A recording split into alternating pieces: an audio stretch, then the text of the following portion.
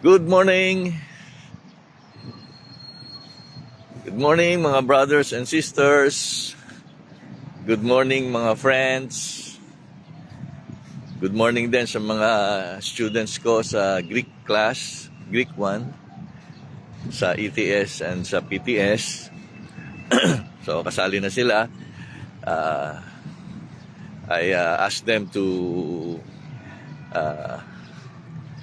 participate and watch itong ating Bible morning walk.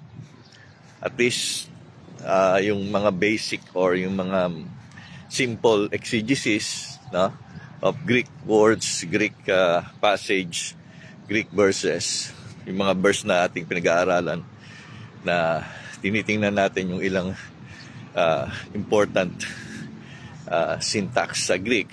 So malaking tulong din to. So mga kapatid, as I started, after the Beatitudes, ang ating pong tinalakay ay yung mga direct commands ni Christ, especially in the Gospel, syempre.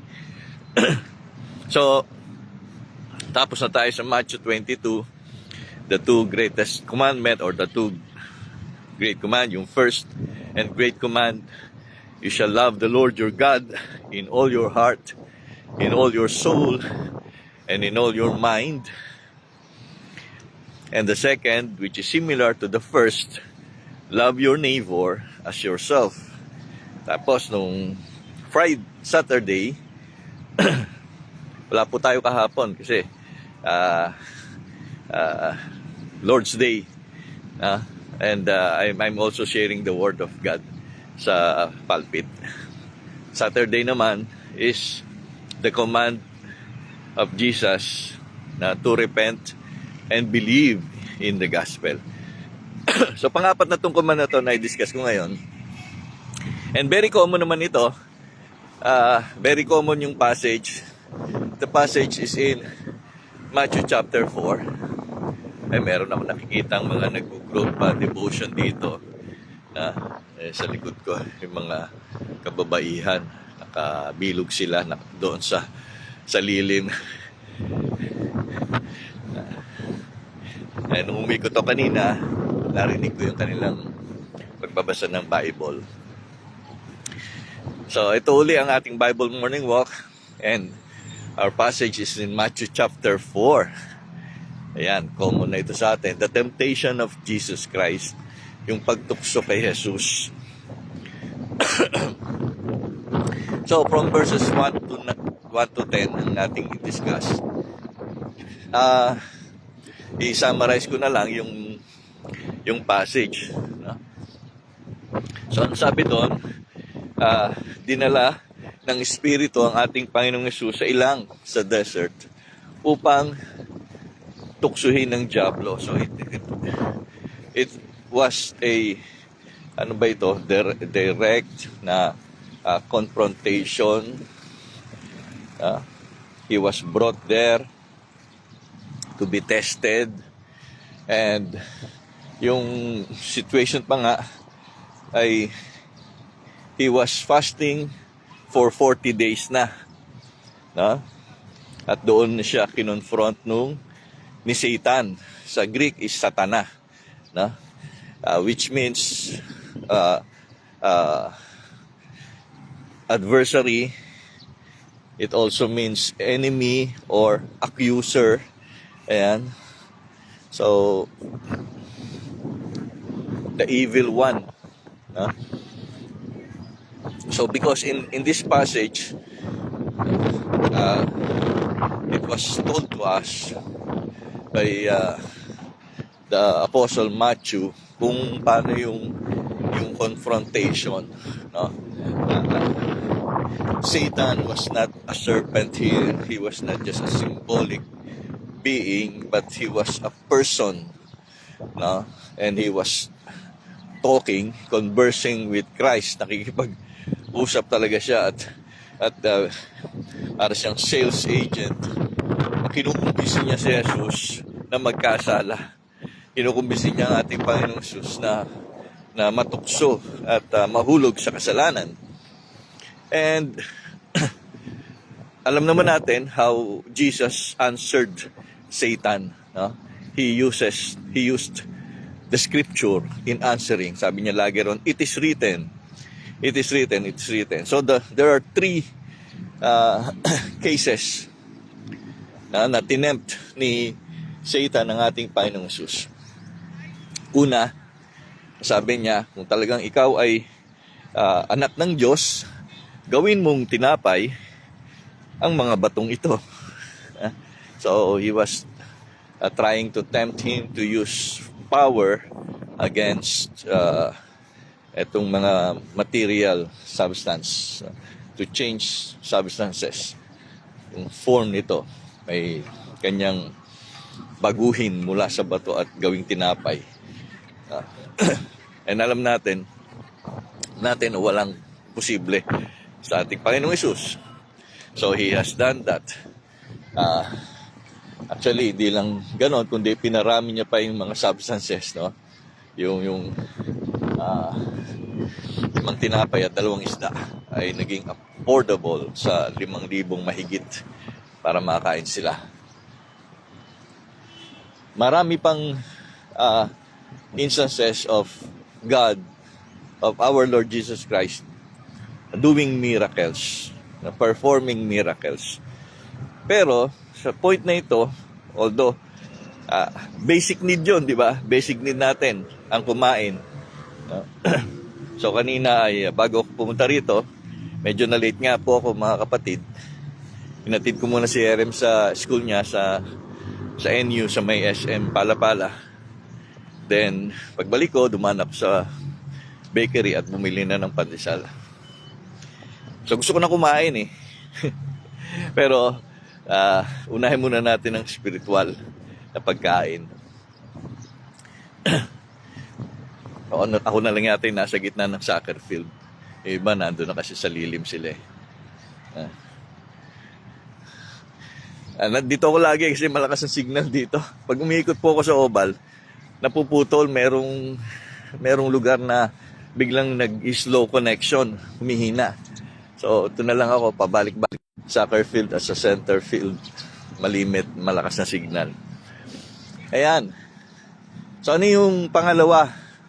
Yung pangalawa naman, and then, sinagot siya ng Panginoong Hesus, ang tao hindi lamang sa tinapay na bubuhay, kundi sa bawat salitang nagmumula sa bibig ng Diyos.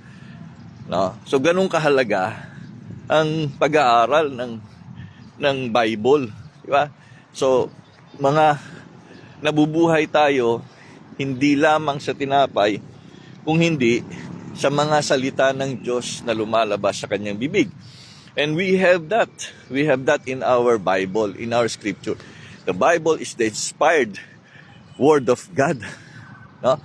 Authoritative, sabi nga, sola scriptura, supreme and final authority for our faith, doctrine, and our life practice, no?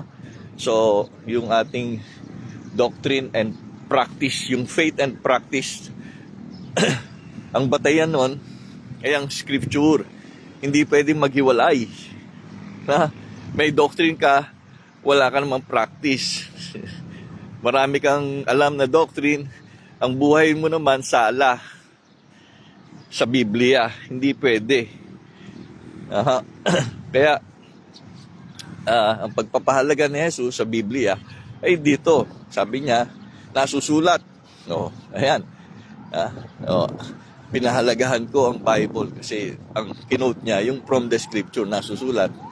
Hindi lamang sa tinapay nabubuhay ang tao, kundi sa bawat salitang namumutawi o bawat salitang nagmumula. Ayun, namumutawi. Lalim ang Tagalog kasi. Nagmumula sa bibig ng Diyos. Yeah. So, supalpal siya ron, no? Na-block siya. Na-block si Satan doon. Although gutom si Jesus in the physical, pero napaglabanan niya yun. Biro nyo, 40 days fasting. No? Ang mga Jews, may practice sila ng Monday and Thursday na fasting. Sa early church, ang mga Christians, ginawa nilang Wednesday and Friday, no? uh, in connection daw po yan doon sa passion na nangyari sa suffering na nangyari kay Jesus Christ. Kasi Sunday nga, di ba, yung nag-resurrect siya. He died and in Friday, nag-resurrect siya ng Sunday. Kaya may connection yung fasting ng mga Christians. Pero bihira na rin ngayon, nagpa-fast no? Pero kung if ever, ang connection talaga nun ay yung suffering, yung pagtitiis at kamatayan ng ating Panginoong Hesus. So hindi ka magfa-fast walang dahilan, or pa-fast ka just to ano yan, diet. Hindi. You are connecting with the suffering and what Christ have done for you, for us. Kaya ganoon kahalaga, mga kapatid, ang fasting. Siguro titinginan na ako dito kung paikot-ikot dito sa gitna. Then the second one ay dinala siya, no? Dinala siya ng dyablo sa Jerusalem, or kanina dinala siya ng espiritu, no? Sa ilang. Ngayon, dinala siya ng dyablo dito pagdating sa verse 5 sa Jerusalem. Sa verse 9, dinala naman siya ng dyablo sa isang napakataas na bundok, no? Is it okay lang ba sa kanya yun? Dalhin siya ng dyablo. So in this passage, parang may power laban sa kanya, no? Ang dyablo, kasi dinala siya. It was forcefully na ginawa, no? Parang yung pagdala kay Duterte sa Hague, no? Sa Netherlands. Although meron naman daw warrant of arrest. Pero yun nga, hindi sa kanyang kalooban, no? Hindi free will yung pagdadala sa dating Pangulo. Kasi makita naman sa mga videos na lumabas na ayaw niya, no? Pero yun nga, dahil may mga threat against sa mga kasama niya at sa pamilya niya nandun. Ayun. Pero yun, balikan natin. So si Jesus Christ dinala ng dyablo. So syempre, alam natin na this is not against His will. Ibig sabihin, pumayag siya. Wala namang kakayahan at kapangyarihan si Satanas, si Satan sa kanya. No? It was, kumbaga, alam ni Jesus Christ yung sitwasyon. So He knows that Satan is trying to tempt Him, and this is the second attempt. O sige, gusto mo akong subukin? Okay, saan mo gusto? Yan, ganyan. Saan mo gusto? Ayan. So, doon tayo sa tuktok ng templo. So, andun si Jesus, andun si Satan, sa tuktok ng templo ng Jerusalem. And the temptation was, sige, kung talagang, sabi niya, kung talagang ikaw ang anak ng Diyos, no? Son of God. Paulit-ulit yun, yung sa first temptation, kung talagang ikaw ay anak ng Diyos, gawin mong tinapay ang mga bato ito. Ganun din, pangalawa. Kung ikaw ay talagang anak ng Diyos, tumalon ka, no? Magpatihulog ka. Ano yun? Suicide. Mag-suicide ka. Di ba? Tumalon ka eh. Yeah? Pero sabi na ni Satan pa nga rito, gumamit din siya ng scripture, sapagkat nasusulat, sa kanyang mga anghel, ikay itatagubilin, at sa kanilang mga kamay, ikay aalalayan, nang sa mga bato, paamoy, hindi masasaktan. No? So that was a quote from the Old Testament. Kaya, ano ang sabi ni Jesus? Ginamitan siya ng scripture. Pero sabi ni Jesus, ngunit sumagot si Jesus, nasusulat din naman, huwag mong subukin ang Panginoon mong Diyos. So, ang sabi niya, ito yung tamang scripture. No? Out of context yan eh. gagamitin mo sa akin, no? Ano yan, i-apply ko ba yan? Pag in-apply ko yan, out of context, mali yung scripture na ginagamit mo para sa akin. May mga ganyan di ba? Minsan, na out of context yung sinishare sa ating scripture, tapos sinasabi sa atin, o yan, apply nyo yan. No? Isabuhay nyo yan. Mali. Kung sinunod ni Jesus yun, tumalon siya. Di ba? At talagang hindi naman siya maano, because He is God. He is the Son of God.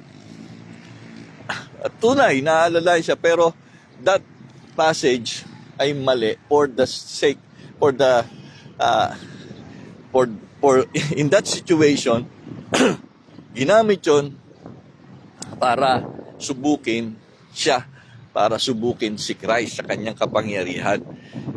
But the truth is, mali yun, kasi sabi nga niya, hindi pwede gamitin yan because the scripture says you should never put your God into a test.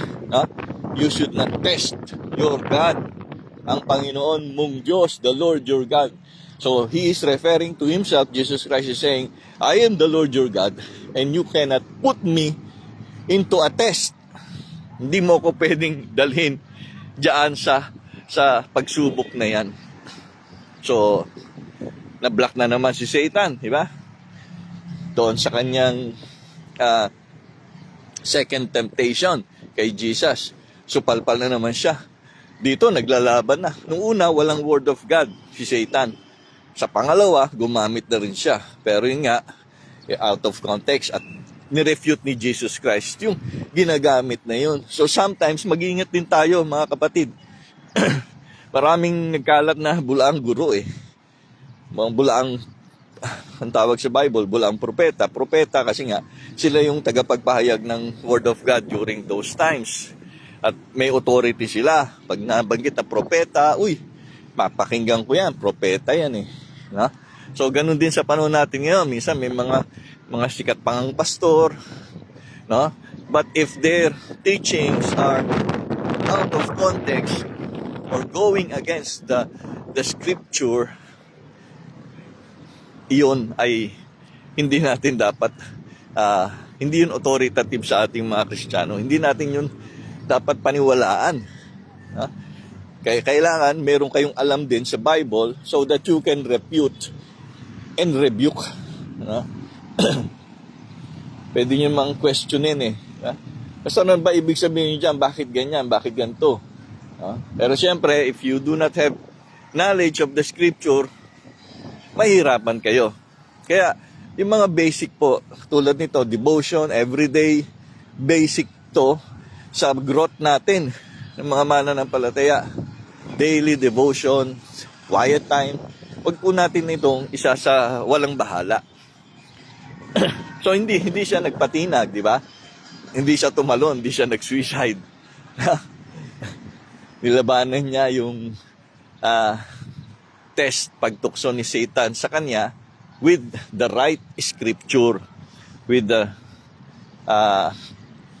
scripture that should be followed and applied. Pangatlo, shout out kay Pastora Tintin, nagpapastor kasi siya doon sa Happy Dream Church sa may Paliparan. At kay Kuya Vic Alinsunurin, tagal ko nang miss na kita, Kuya Vic. Tagal tayo hindi nakikita. Baka hindi lang 15 years. So, and the third one is, ano sabi? Sinabi ng diablo sa kanya, dinala muna pala siya. Verse 8, dinala na naman siya ng diablo, sa isang napakataas na putok. So again, sa passage na ito, wag nating isipin na dahil dinala siya ng diablo, inutusan siya at sumunod siya. Hindi. Or, pinwersa siya at nadala siya. No? So, walang ganung kapangyarihan si Satan. This would be just saying na Sige, tingnan natin yung mga temptations mo. Nakiisa lang si Jesus doon sa pag-test sa kanya. At tiningnan niya, no, kung ano yung test sa kanya. At alam naman niya na lahat yun ay mapagtatagumpayan niya. So in this situation, ano na yung test sa kanya? Diba? Ang test sa kanya, yung pangatlo is dinala siya sa mataas na bundok. At doon pinakita sa kanya ang lahat ng makikita niya, no, na kayamanan ng mundong ito. At doon nga, sabi sa kanya, ibibigay ko sa iyo, sabi ni Satan, ibibigay ko sa iyo ang lahat ng ito kung magpapatira pa ka at sasamba sa akin. Na? So, ayan, worship me. No? You will bow down and worship me. No? Mabigat na pagsamba yun, di ba? Talagang magpapatira pa at sasambahin siya. So, yun ang test ngayon ni Satan sa kanya. Kapalit nun, yung treasures ng mundong ito, yung riches ng mundong ito. Yan nga yung mga sa panahong ito, di ba? Yung mga tao, pinagpapalit yung kanilang dignidad dahil sa pera. Yung kanilang prinsipyo dahil sa pera. No? I shout out kay Bishop Ruel Camia. So, happy birthday po, belated. Sa kay Yen, birthday din niyan eh. Sa pagkakataong ito, again, Jesus Christ used the scripture. At dito nga, ito yung direct command. No? Kasi nandun nga tayo sa pag-aaral po ng mga utos. Ngayon, ang utos dito ni Jesus na pinaabot niya dito kay Satan. At alam ko, tatagos ito sa ating lahat. No? At yun ay ang nasusulat. No? Una sinabi niya, lumayas ka Satanas. Lumayas ka Satanas at nasusulat. Ang Panginoon mong Diyos ang dapat mong sasambahin. Sa English version, it is written, worship the Lord your God only. No, it is the Lord your God that you should worship alone. Siya lang ang dapat mong sambahin. At yung sumunod pang word ay coming from latreia, which is service. No? You should worship Him and you should serve Him only. Siya lang ang Panginoon mong Diyos ang sasambahin mo at paglilingkuran mo lang. No? Yun ang direct na sinabi niya kay Satanas. Sapagkat ako ang Panginoon at ako ang iyong Diyos. No? Ginanon niya na. Yung talagang rebuke na yun. No? At lumayas nga si Satanas. Iniwan na siya ng Diablo. And after that, verse 11, dumating nga yung mga anghel at siya'y pinaglingkuran. So the same, no? The same pinaglingkuran. Kaya yung worship may kasamang service. Di ba? Sabi ng Panginoon, you should worship me, the Lord your God alone, and you should serve me, the Lord your God alone. No? Worship is a form of service. And service should be out of our worship. Diba? Kaya, Happy Lord's Day kahapon. Ang sarap sumamba sa Panginoon. Huwag nating isipin. Sabi nga nung isang kita kong post. Hindi naman sa bilang. Although, siyempre, nalulungkot din ng pastor. Pagkaunti lang yung makakapakinig ng preaching of the word. Hindi naman ako nalulungkot na kaunti ang sisimba at kaunti ang offering. No? So, given na yan eh. Ang Panginoon na nagbibigay. Hindi po ang yaman ay hindi nanggagaling sa tao, kundi sa Panginoon. Di ba? Siya ang nagsusupply ng kanyang church.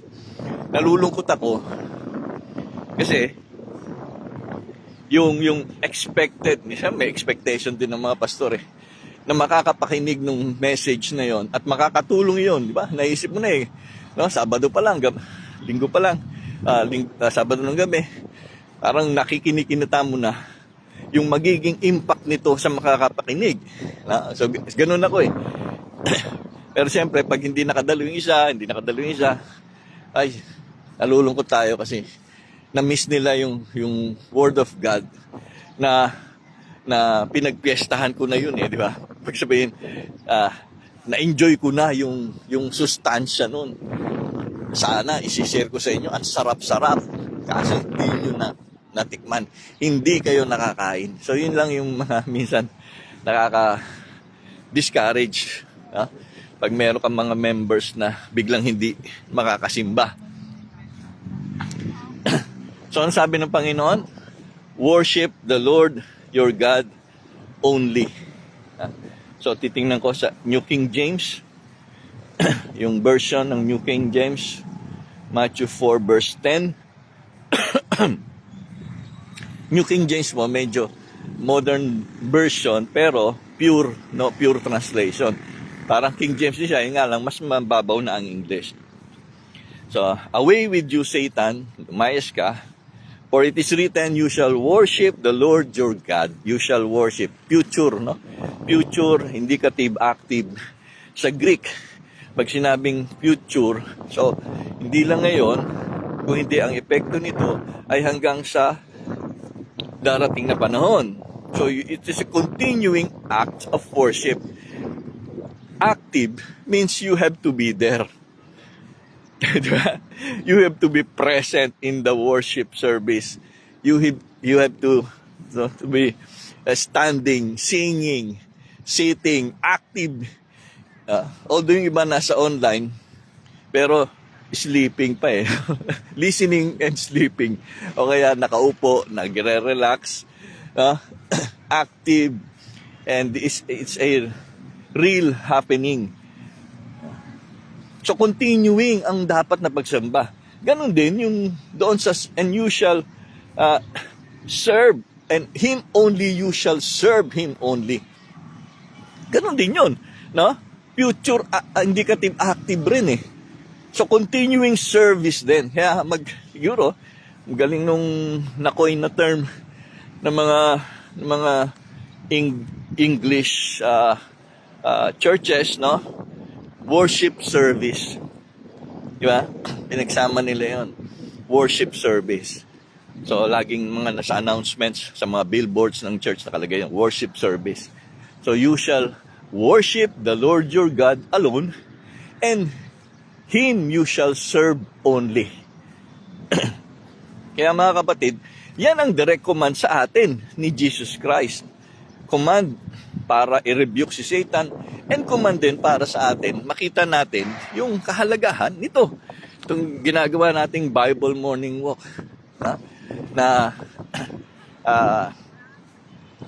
To address yung ating spiritual health. And also, yung spiritual knowledge din natin. Mag-grow naman tayo. Magkaroon naman tayo ng mga simpleng mga katotohanan. No? Kasi hindi naman ito yung talagang lecture o materials na nare-ready ko talaga. This is just out of my own devotion, exegesis, ayan.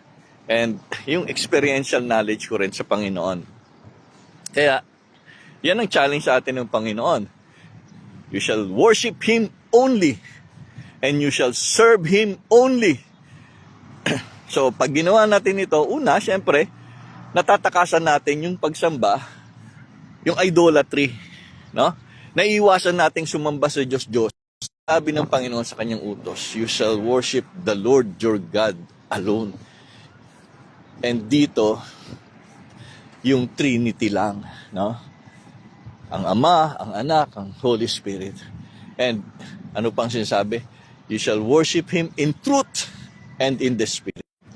Idols, iwasan na natin yun. Mga hindi nakakita, idols na hindi nakaka-amoy, na hindi nakakarinig. Ba't kayo dun mananalangin? Ba't yun ang paglilingkuran nyo? So hindi naman po namin pinaglilingkuran. Dinadamitan lang namin ng magaganda. Mas mahal pa nga yung damit minsan kaysa sa anak ng mga santo. So I'm not here to debate on that. Pero sinasabi lang ang significance ng word na ito, worship, proskuneo, to bow down and worship Him, latreia to serve Him. Iniwasan niya na nga yung mga material things di ba? Hindi niya nang winorship ni Jesus. Ano yan? Kayamanan lang yan ba't ko i-worship yan? Ha? Mayaman ka nga, may sakit ka naman. Mayaman ka nga, magulo naman ang buhay ninyo sa inyo sambayan. Di ba? So, hindi yan. Kaya sabi ni Jesus, hindi kapangyarihan ang kailangan kong i-worship. Ano ngayon? No? Kung, ba't po kayo titis sa kapangyarihan? Nasa akin na yan. Ganun din ang mga anak ng Diyos, di ba? Sabi nga ni Jesus, masigit pa nga magagawa nyo kaysa nagawa ko nung ako'y nandito sa lupa. But that is work for God. Mga gagawin natin para sa Diyos, para sa kaluwalhatian ng Diyos. The chief end of man. What is the chief end of man? To glorify God and to enjoy Him forever. No? Westminster Shorter Catechism. So yun ang ating pagtutuunan. And maraming mga blessings ang tamang pagsamba. Tamang pagsamba which comes out of Matthew 22, no? From verse 34 to 39, the first and great command is that you shall love, no? You shall love. Magkapareho ng tense sila, future indicative active. Kasi nga, you shall worship, you shall love. As you worship, you have to have the full love, complete, perfect love as you worship. You shall love the Lord your God in all your heart, holos, di ba? Whole, in all your soul, buong kumpletong buhay mo, and in all your mind, buong kumpletong pagpapasya mo, pag-iisip mo, paggamit mo ng iyong utak, nandun dapat ang pagmamahal mo sa Panginoon. And that is how we should worship God. Kaya, continuing worship, continuing love, sabi ko nga yung love doon, yung to enjoy Him forever, ang implication doon is to love Him forever. To love Him forever. To glorify God. Siyempre, yun na yung worship, di ba? You worship God, you glorify Him. But kasama pa rin doon, yung sinasabi pa rin ni Jesus, and the Lord your God, you shall serve Him only. Siya rin lang ang iyong paglilingkuran. Kaya mga kapatid, nawa makita natin yung kahalagahan ng ating mga ginagawang pagsamba at paglilingkod sa Diyos. At ito, again, ay hindi lamang sa araw ng linggo, kundi sa buong buhay natin ay nandoon ang spirit of loving God. Nandun yung spirit of serving. Manalangin po tayo mga kapatid. Hintay na ni Pepot yung pandesal. Hindi po siya nakasama, medyo sumakit yung tuhod uli. Lord, salamat o Diyos sa umagang ito, and thank you rin Lord sa kalakasan, kalusugan na pinagkakatiwala mo sa iyong lingkod para makapag-Bible morning walk uli at mapasimulan ang linggong ito with your word as our source of strength and source of guidance. Lord, i-bless mo patuloy yung aming church, mga kapatid na nagkukulang minsan sa kanilang pagsamba at paglilingkod. Patuloy mo silang i-remind, O God, na hindi basta-basta o hindi ayon lang sa kapritsyo ang dapat na pagsamba sa Diyos. Yung mga binorn again mo, O Diyos, mga regenerated Christians na hinira mo para maging blessing din sila sa iba. Magamit sila, Panginoon, sa pag-establish, pagpapalawak ng iyong So, salamat, O Diyos. Thank you, Lord. And again, continue to bless yung sambahayan ni Dave, ni MC, kanyang 3 anak. Sa ngayon, nasa Winnipeg sila, Canada. And also, Pastor Prony and and Sai, and kanilang dalawang anak na nasa Winnipeg, Canada rin. Continue to bless them, O God. Continue to bless their business also, at yung ministry din ni Pastor Prony. Panginoon, katiwala ko rin sa iyo ang aming mga pangailangan dito. Araw-araw namin pangailangan. Yung church mo, Panginoon, sa araw.